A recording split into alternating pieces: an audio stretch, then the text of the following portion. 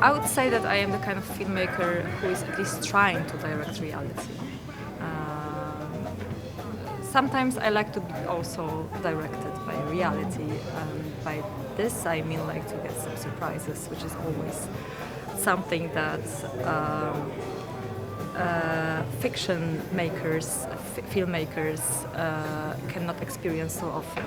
And this is what I love about documentary cinema. But definitely I am, even in the documentary field, I'd rather direct reality because this is such fun.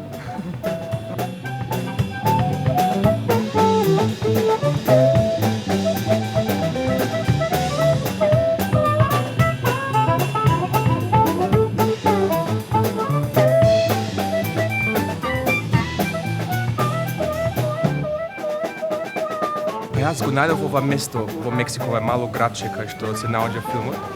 Mislim, go najdem neko v Berlin mi kaže za mesto to. Ja taka se zapali za ovo mesto i gledam teka petardi di fireworks, ima golema fascinacija i ima cinematična kvalitet.